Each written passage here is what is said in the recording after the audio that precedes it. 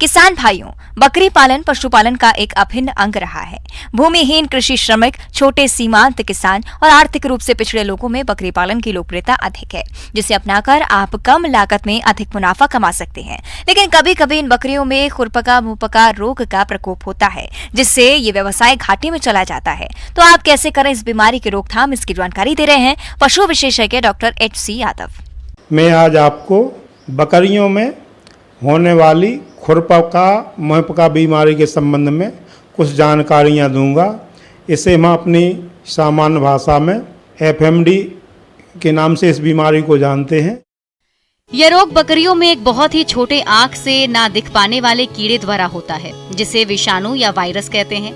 मुंह पका खुरपका रोग किसी भी उम्र की बकरियों, उनके बच्चों में हो सकता है। इसके लिए कोई भी मौसम निश्चित नहीं है।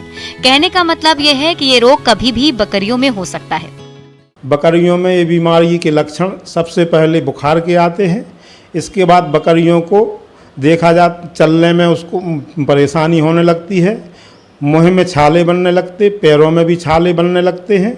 2 या 3 दिन पश्चात वही छाले घाव में भी पैरों में घाव में परिवर्तित हो जाते हैं।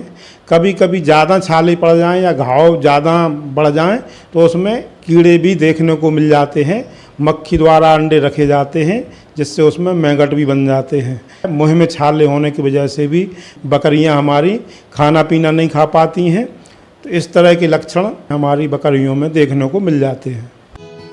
ये रोग बीमार बकरियों के सीधे संपर्क में आने, पानी, घास, दाना, बर्तन, दूध निकालने वाले व्यक्ति के हाथों से, हवा से तथा लोगों के आवागमन से फैलता है। रोग के विषाणु रोगी बकरी की लार, मुंह, खुर, थनों में पड़े फफोले में बहुत अधिक संख्या में पाए जाते हैं। ये खुले में घास, चारा तथा फर्श पर 4 महीनों तक जीवित रह सकते हैं। ये विषाणु जीभ, मुंह, आंत, खुरों के बीच की जगह, थनों तथा घाव आदि के द्वारा स्वस्थ बकरियों के रक्त में फैलते हैं और 5 दिनों के अंदर इस बीमारी के लक्षण दिखाई देने लगते हैं। बकरी अगर मुंह में छाले और पैरों में घाव हो गए हैं तो मुंह के छालों को हम पोटेशियम परमैंगनेट के पानी में घोलकर उसके मुंह के छाले मुंह में ग्लिसरीन लगाकर मुंह के छाले ठीक करें। पैरों को पोटेशियम परमैंगनेट से धोकर, और आजकल जो मार्केट में स्प्रे बहुत सारी कंपनियों के स्प्रे आने लगे, उसका स्प्रे करें।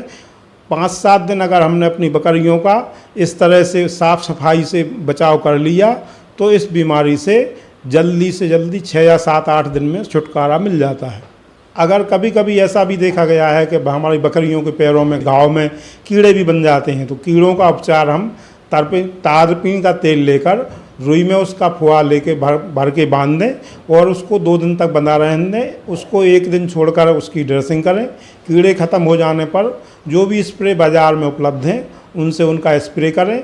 3 या 4 या 5 दिन ऐसी साफ़ सफाई की व्यवस्था कर लें तो इस बीमारी से पूरी तरह से निपटा जा सकता है। इस दौरान बकरियों को मुलायम एवं सुपाच्य दाना और चारा दिया जाना चाहिए। लेकिन पशुपालक भाई ये ध्यान रखें, रोगी बकरियों का उपचार करने से पहले पशु चिकित्सक से परामर्श अवश्य कर लें। किसान भाइयों, इस तरह के लक्षण अगर हमारी बकरियों में देखने को मिलते हैं तो इस बीमारी से बचाव का सबसे बढ़िया तरीका है कि इसका टीकाकरण अपन समय से पहले करा लें। साल में 2 बार टीकाकरण होता है। अगर हम समय से पहले इस बीमारी का टीकाकरण करवा लें तो इस बीमारी से हमारे बकरियों का बचाव किया जा सकता है। किसी कारण बस टीकाकरण नहीं हो पाया और हमारी बकरियों में ये बीमारी आ जाती है तो सबसे पहले मुख्य रूप से हमें ऐसा करना चाहिए कि जिस बकरी में हमें ऐसे लक्षण देखने को मिलते हैं उस बकरी को हमारी बकरियों के झुंड से सबसे पहले उसको अलग कर देना चाहिए। उसका खान पान भी अलग करें। उसको उस बकरियों के उस झुंड में किसी भी हालत में न जाने दें। हमारी अन्य बकरियों को भी कुछ दिनों के लिए बाहर ना निकलने दें, जंगल में ना जाने दें, जलाशयों में पानी पीने ना जाने दें, क्योंकि जो बकरी हमारी इफेक्टेड हुई है हो सकता हमारी और बकरियों में भी इस बीमारी के लक्षण आ चुके हों जो बाहर से भली प्रदर्शित नहीं हो रहे हैं। इसके अलावा भी हमें अपने पशुओं की सुरक्षा एवं रखरखाव हेतु कुछ और उपाय भी अपनाना लेना चाहिए। अपने बकरी शेड को डेली फिनाइल के पानी से ज़रूर धोएं। जहाँ से बकरी हमारी शेड में प्रवेश करती हैं, शेड के गेट के बाहर पोटेशियम परमैंगनेट के पानी का घोल हम वहाँ पे कुछ ऐसी व्यवस्था करें जब बाहर से आएँ तो उसी में से उनके पैरों में से पानी लगता हुआ जाए, ताकि उनके पैर एंटीसेप्टिक हो जाएं और किसी तरह के इन्फेक्शन से वो बची रहें। इस रोग का फैलाव स्वस्थ बकरियों में नहीं हो, इसके लिए प्रभावित बकरी के मुंह से गिरने वाली लार एवं पैर के घाव के संपर्क में आने वाले वस्तुओं, पुआल, भूसा, घास आदि को जला देना चाहिए या जमीन में गड्ढा खोदकर चूना डालकर दबा देना चाहिए। बकरी पालक भाइयों, मैंने जो उक्त जानकारी आप लोगों को बताई है, यदि इन सब जानकारियों को अपनी बकरियों के संबंध में इस्तेमाल करेंगे, अपने होने वाले जो आर्थिक नुकसान हो जाता है उससे बच सकेंगे।